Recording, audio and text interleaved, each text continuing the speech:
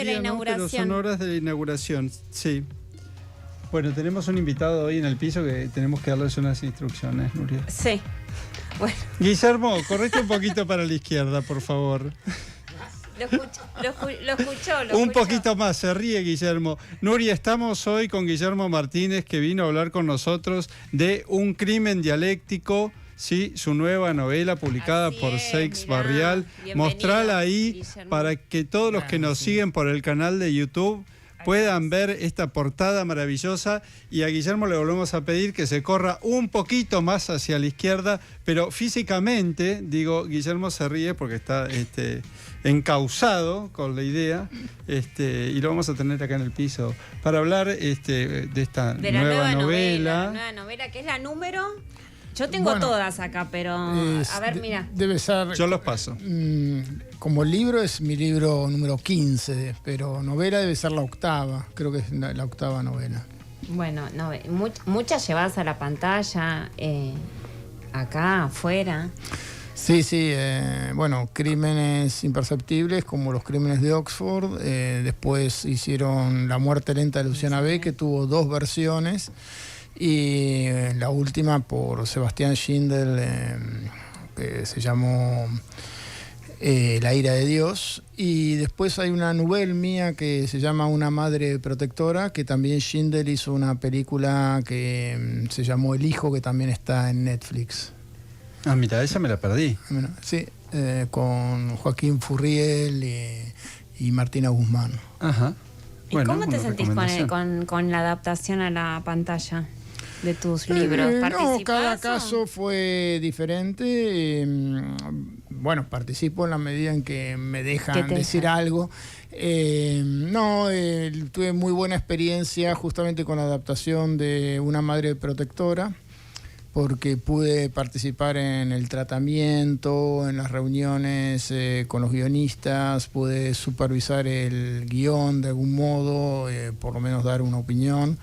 Así que en ese caso me resultó muy interesante todo el trabajo, ¿no? de amputación, digo yo, porque en general las adaptaciones son amputaciones. ¿Las recortan mucho? ¿Decís? Y sí, en general las novelas se adaptan mejor como miniseries, diría yo, y los cuentos largos sí se adaptan bien como películas. Pero una novela como película en general hay que recortar cosas. ¿Qué va a pasar con El crimen dialéctico entonces? Contanos de qué se trata esta novela que ya arrancamos a leer. Sí, que tiene 209 páginas, o sea, se lee, la arrancamos y no la puedes soltar, la verdad que es... Bueno, Un crimen dialéctico tiene que ver con una obra de teatro que yo había leído en la adolescencia, en mi época de militancia política, digamos, en la época en que reaparecían los centros de estudiantes. Yo formé parte, por ejemplo, de un congreso que hubo de reunificación de la Federación Universitaria Argentina, entonces tenía una militancia estudiantil todavía durante la dictadura.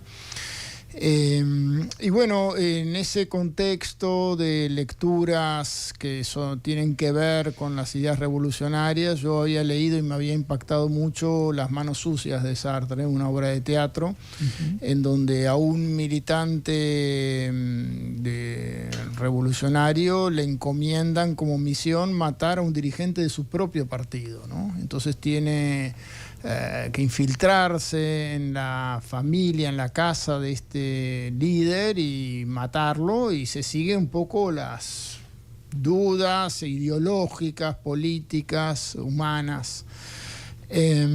Y hace unos 3 años más o menos en el Teatro San Martín se puso esta obra, y cuando la fui a ver tuve como una cierta conmoción de recuerdos de toda esa época y esa clase de dilemas que plantea la idea de tomar el poder, ¿no? O sea, que está muy ligado en general en las ideas revolucionarias, está muy presente la cuestión de dar la vida por la revolución. Pero ¿qué pasa cuando uno tiene que tomar una vida, ¿no? Que también es parte de lo que es las luchas que se han dado en toda Latinoamérica y que nos tocaron a nosotros también en los años 70.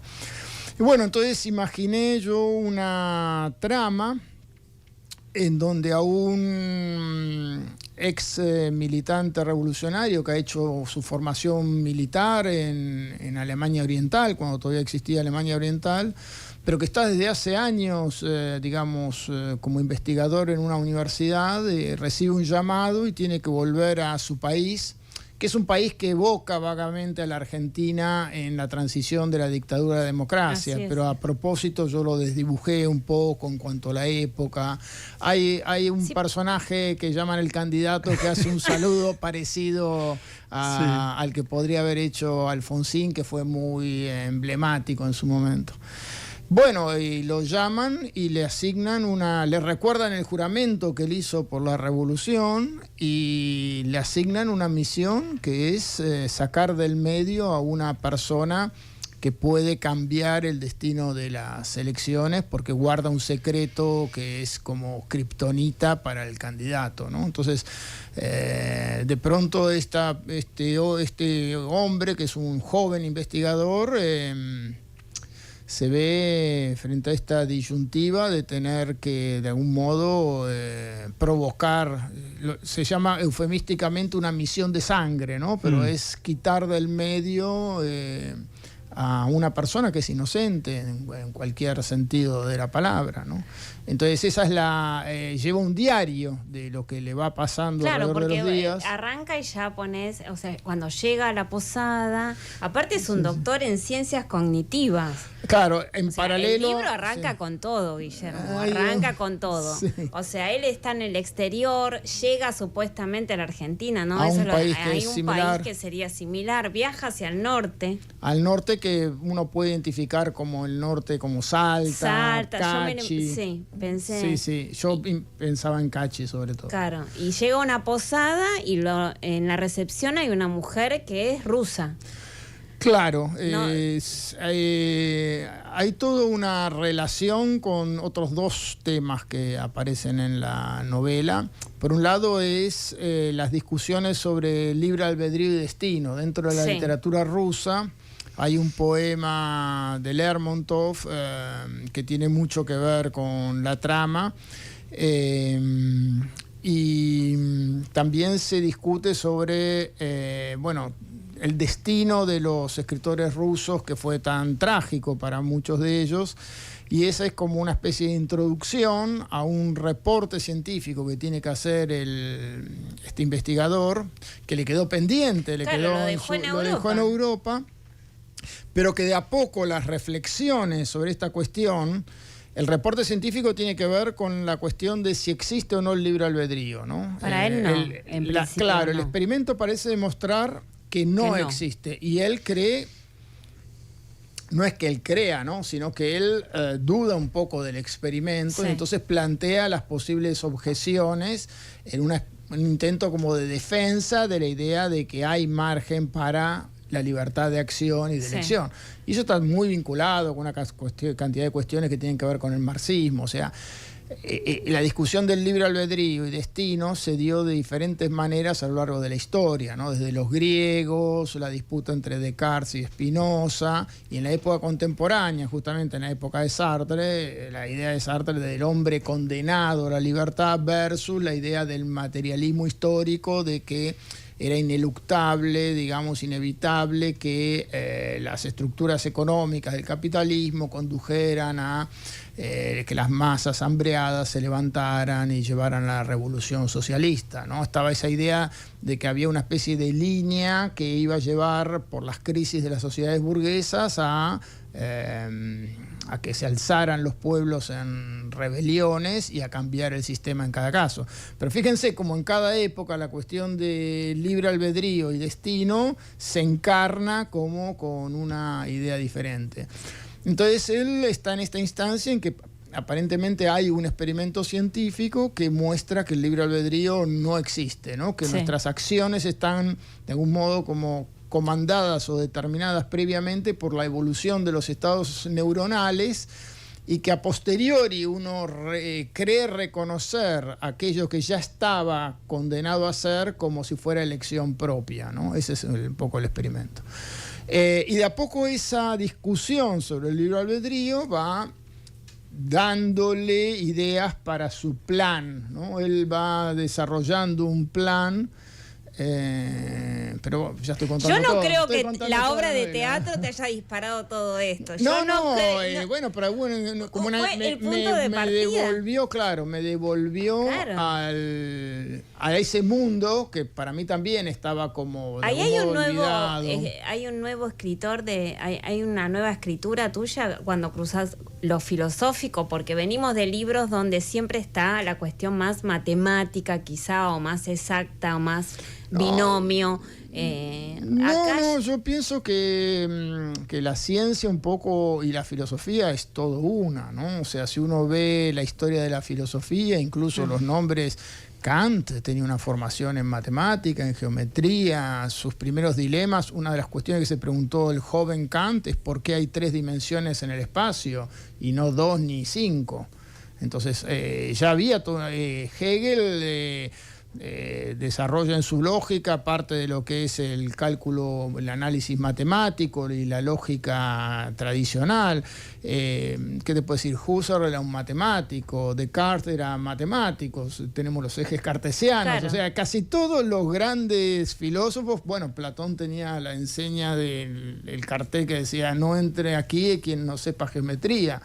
Spinoza hace su ética de acuerdo al modo geométrico. Toda la filosofía es como si el modelo de razonamiento de la filosofía hubiera tomado prestado a lo largo de mucho tiempo las formas de razonamiento estrictas matemáticas, que eso un poco después con Heidegger y filósofos con el mismo Sartre, ¿no? Y con los posteriores, Derrida, Ricoeur, etcétera, se salieron de ese molde, pero había un molde matemático en la filosofía a lo largo de mucho tiempo y era una formación indispensable para los filósofos.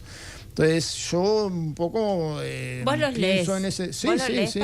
No, sí. ¿Lees previo a escribir o trabajas en yo desde la ahí? adolescencia yo leí bastante de filosofía y además dentro del marxismo hay una cantidad de lecturas que tienen que ver con la filosofía, porque el marxismo de algún modo es una especie de reformulación de las ideas hegelianas, cambiando la base materialista. Si Hegel era un idealista, Marx decía que había que ponerlo de cabeza, o sea, invertirlo y empezar a mirar desde lo que es la base material de la sociedad, económica, etcétera, ¿no?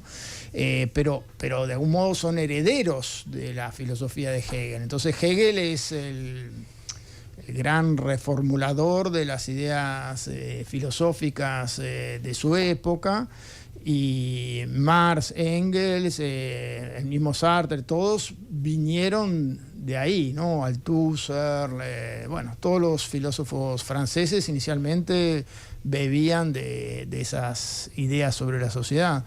Entonces, ser marxista de algún modo es conocer un poco de ese mundo de ideas también, ¿no? Además de ser una práctica revolucionaria, involucra una cierta filosofía de tipo materialista, del avance de las relaciones sociales, de la idea de la estructura económica que provoca como su superestructura el tipo de cultura, la idea de que la justicia, de que no existe en realidad división de poderes, que la justicia es la justicia de los poderosos, una cantidad de ideas asociadas que vienen de estas fuentes. Estamos al aire hoy con Guillermo Martínez, que vino a presentar su libro Un crimen dialéctico, pero terminamos hablando de filosofía, de las cosas que son importantes. Y yo te quiero preguntar, Guillermo, de ese Guillermo joven que eras vos, militante de la fuga, viendo la representación de Las manos sucias de Sartre, al Guillermo Martínez novelista que sos hoy, No sé, ¿qué le diría el Guillermo de hoy al Guillermo de antes? Bueno, digamos que yo tenía muchas más esperanzas justamente en las posibilidades de que hubiera, quizá a través de la democracia, como era en esa época, había muchas expectativas por el primer gobierno de Alfonsín, había una cantidad de jóvenes que se habían volcado a una izquierda que no era la izquierda en la que yo militaba, sino una izquierda más, por decirlo así, más suave, ¿no? Que era el alendismo, ¿no? El partido intransigente. Pero eran cantidades de jóvenes universitarios que militaban. Te voy a decir un detalle. Me invitaron una vez mis amigos radicales de la universidad a escucharlo a Federico Storani, que tenía el pelo así, con coleta, y que era un joven. Y Federico Storani hablaba de la revolución socialista. O sea, Franja Morada, en esa época, hablaba de la revolución socialista. Para que veas cuán lejos estamos de lo que yo podía llegar a pensar o a imaginar como posible en esa época. Y bueno, y después, ¿qué pasó? Empezó el gobierno de Alfonsín y salió toda la cuestión del posibilismo. Y el posibilismo, en el fondo, fue ir entregando todas las posiciones con el fondo, ¿no? Con el Plan Austral, con después de los derechos humanos, la casa está en orden. Bueno, se fue como degradando lo que fue esa primavera democrática de expectativas, y nos fuimos enterrando cada vez más en el pago de la deuda externa, en políticas de ajuste, bueno, la hiperinflación y todo lo que vino a continuación, que ya lo tenemos más cerca, digamos. Sin embargo, el mundo parece que ha virado hacia lo que llaman ahora ¿cómo le dicen? El hard power, ¿no? Como esta política más realista, más cercana a la realpolitik o a la... es que, a ver, ahí yo la realidad del poder de entonces, ¿no? Pero ¿qué significa? O sea, yo creo que es un poco así, ¿no? Cuando vos... Fidel Castro tenía una frase que decía: yo era un guerrillero de la Sierra Maestra, 100 veces estuvieron a punto de matarme. Una mañana me desperté con el cañón de un fusil en la boca. Me podrían haber matado en ese momento y yo hubiera sido otro aventurero más. Pero no me mataron, hicimos la revolución y ahora soy el líder revolucionario de América Latina, en el momento en que recién acaba de ganar. Entonces, si vos no jugás el juego, no sabés qué va a pasar. Por eso digo, la realpolitik, qué sé yo, si Lula estaba en la cárcel hace 2 años y la realpolitik salió de la cárcel y ganó las elecciones. En Chile, hace 3 años, ¿quién podía haber imaginado que unas manifestaciones de estudiantes saltando los molinetes de un subte iban a provocar un cambio social que lo iba a llevar a un tipo que nadie conocía de la izquierda a ganar las elecciones? ¿Quién hubiera imaginado que un energúmeno con motosierra pudiera ganar aquí las elecciones con el 56% de los votos? Entonces, los que no hacen nunca van a saber qué puede pasar. Para mí la política se juega entre los que están dispuestos a subirse al tablero, al ring, como quiera llamarlo, e intentarlo, ¿no? Entonces, no sé, yo estoy viendo cosas, el regreso de los fascismos que nunca imaginé que fuera a ver en mi vida. Nunca imaginé. Hace 3 años se burlaban de mí cuando yo hablaba de izquierda en Twitter. Me decían, pero esas son categorías perimidas. Al año aparece la derecha a diario, Bolsonaro, Trump, convenciones internacionales de fascistas, el saludo nazi, genocidios. ¿Y le respondes a los que te critican en redes? Depende. Ahora sos no. Activo en redes. Soy activo, pero sí, no, bueno, ahora ya, sobre todo el bloqueo sale más rápido. No, pues, ya llegamos a una situación en la que para mí se acabaron la cuestión argumental, ya queda claro que... Ahí te dedicás y escribís ficción. Es más interesante escribir ficción todavía. Sí, bueno, sí. está todo este trasfondo en tus libros, ¿no es cierto? En este libro. No, en este libro algo hay. No, yo creo que de política en mis libros nada prácticamente. Hay un cuento que se llama Infierno de filosofía. Grande. Sí. Bueno, sí, filosofía filosofía y ciencias exactas siempre, ¿no? Porque o sea, al escucharte en la primera parte cuando arrancamos, ¿no? Parece duro lo que decís en el sentido, ¿no? De ciencias exactas, filosofía, ¿no? Y sin embargo, a la hora de escribir, generás algo que es como muy fluido para el lector. Bueno, o sea, gracias. Sí, trato de que sea... No te lo digo como cumplido, pero es real porque hemos leído... Sí, hay varios planos de lectura, que, tal vez, ¿no?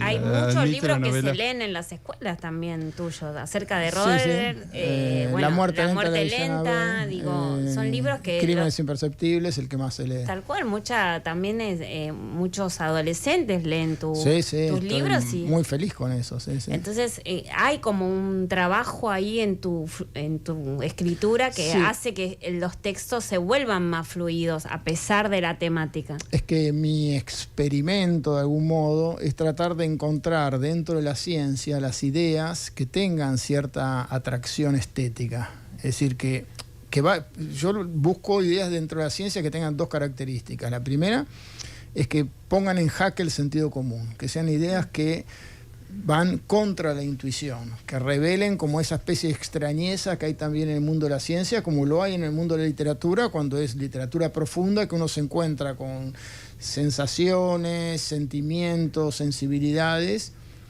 que son nuevas en algún sentido, con las que uno no hubiera imaginado encontrarse. En la ciencia también ocurre eso, con muchas ideas, paradojas y cosas por el estilo. Bueno, por ejemplo, ustedes no llegaron hasta esa parte, pero ¿cómo se les ocurre que se podría concebir? No, pero justamente estábamos hablando fuera del aire que no llegamos. No. Guillermo, que da cuenta. No, pero por eso es interesante, porque a ver, ¿cómo se les ocurre que se puede concebir un experimento que pruebe que no existe el libre albedrío? Yo igual creo que no estamos tan lejos hoy, porque cuando uno abre el diario, las revistas de divulgación científica, hay algo medio determinístico también, ¿no? Es un pensamiento medio mágico también, incluso de la cultura hoy, ¿no? Cuando la gente, bueno, voy a expresar una opinión personal, piensa que todo lo que está viviendo es porque lo vivió otro antes, ¿no? Hay algo esa clase de determinístico, ¿no? Incluso sin duda, ¿no? Cuando se habla de neurociencias a nivel de divulgación. En las creencias populares porque está en la astrología, que todo lo que haces está determinado por un astro que se mueve no sé por dónde.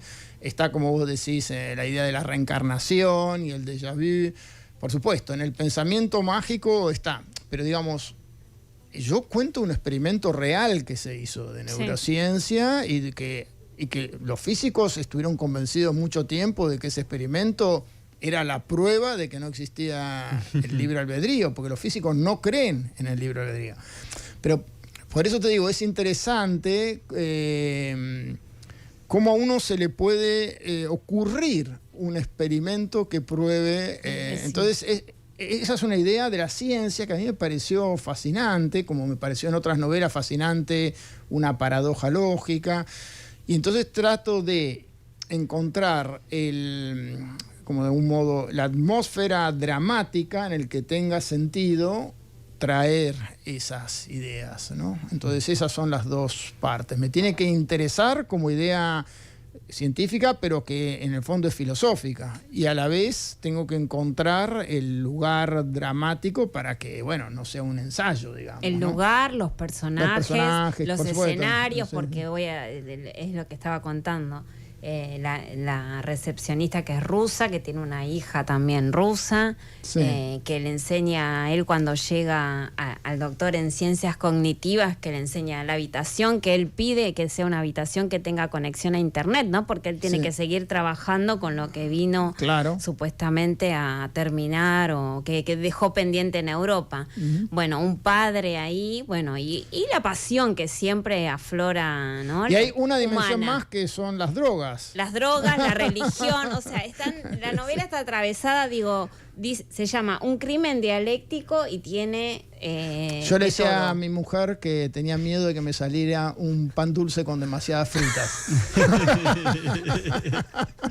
No, voy a decir que no, porque está tan bien contada que te engancha de una. Pero bueno, tiene sus frutas ricas, ricas. Bueno, Estamos hoy con Guillermo Martínez hablando de Un crimen dialéctico y vos querés reseñar Sí, acá. yo quiero contar todo lo que escribió Guillermo, porque, bueno, hablábamos de acerca de Rodener, que cumplió... Más de 30 años. Más, sí. Eso se celebró hace unos Sí, años, sí, ¿no?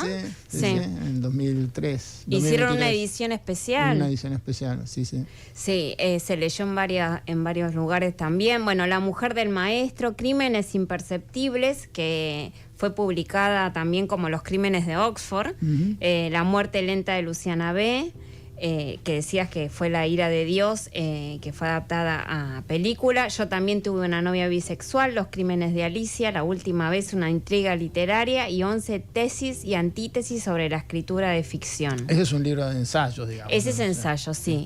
De ese charlamos la última vez. Sí. Y vas a estar presentando El crimen dialéctico el 3 de mayo en la Feria del Libro, que es domingo, a las 19 en la sala Rodolfo Walsh, y va a moderar la charla Esther Cross y Silvia Hoppenheim. Sí. ¿Así es? Muy bien. Bueno, ¿y cómo es ese contacto directo con los lectores? ¿Te gusta? Bueno, yo creo que Instagram y Twitter ha hecho mucho para que ahora un lector pueda terminar el libro y hacerte preguntas a veces, o felicitarte, o decirte, bueno, me encantó qué suerte, porque no me había gustado tal otro. Todo lo Yo eso dicen. no te lo voy a decir.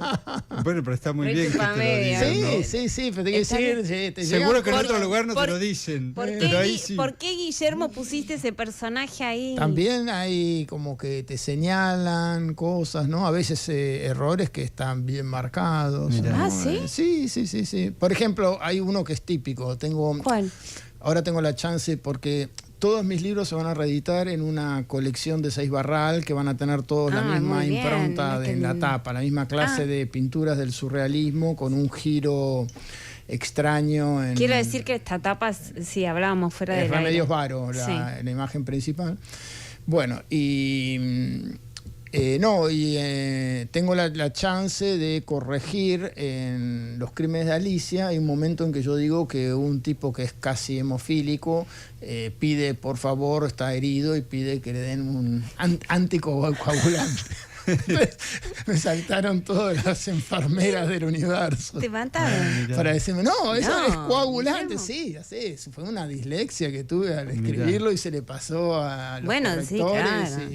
Pero entonces ahora lo voy a corregir, así Lo vas que a haya corregir. paz, que haya paz Que en haya el paz, mundo. sí, que haya paz. Viste que para marcar los errores estamos a todos nos sale bien Bueno, eso. está bien.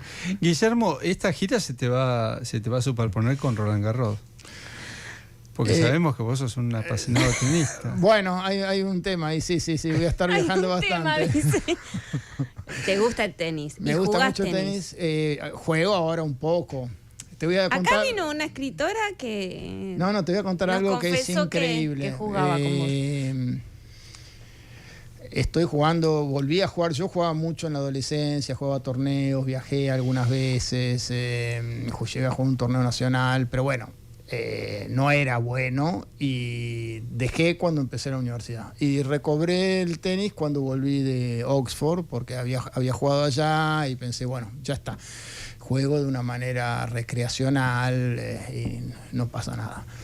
Y estoy jugando muchísimo en los últimos tiempos, para lo que eran mis estándares.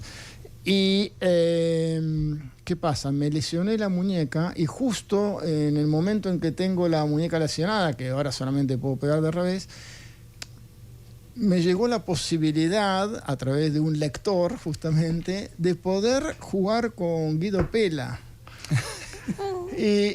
Y no puedo jugar porque no tengo la muñeca en condiciones. Mirá. Entonces no sé qué, estoy tratando de recuperarme de todas las formas posibles para ver si puedo jugar con ¿Y eso Guido ocupa mucho espacio en tus Pella. pensamientos? No, es un día que voy a camino. ¿O es como recreación? Sí, recreación total.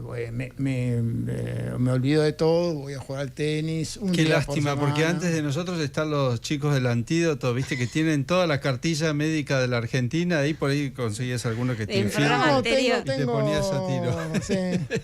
Estoy tratando de evitar la infiltración, claro, justamente. Estoy haciendo kinesiología y todo eso. Sí. O sea que te ves todos los torneos, todos los no, todos los torneos, no. ¿Te gusta? Sí, me gusta, pero no me veo todos. ¿Hay escritores que juegan al tenis? Sí, hay escritores que juegan al tenis. Hay un escritor que se llama Ricardo González, que tiene un libro de cuentos de tenis. Creo que Annan Pauls jugaba un poco al tenis, Beatriz Arlo jugaba al tenis, Liliana Hecker y el esposo juegan muchísimo al tenis, aprendieron ya de grandes, pero estaban fascinados con el tenis. De hecho, Liliana Hecker hace el prólogo y de algún modo organizó un libro de cuentos de tenis, que hay un cuento mío sobre tenis, un libro de cuentos... donde hay un cuento de Fabio Moravito, de John Updike, o sea, de escritores de todo el mundo. Me lo voy a anotar, lo tenemos que conseguir. Se llama Cuentos de tenis, es de Alfaguara. Y ahí hay un cuento mío que escribí para esa antología. Muy bueno. Sí. Un cuento de Guillermo Martínez. Guillermo Martínez, que vino a presentar hoy un crimen dialéctico. Bueno, y va a estar en la Rural también. Siempre es un placer tenerte, Guillermo, y conversar con vos. Igualmente, chicos. De todo, ¿no? De todo. Siempre salen múltiples conversaciones. Bueno, suerte en la presentación. Y bueno, suerte en las ventas, ¿no? La feria es una gran vidriera para vender libros. Por supuesto. Sí. Bueno, muchas gracias. Nos vamos a una tanda, ¿no? Sí, y volvemos.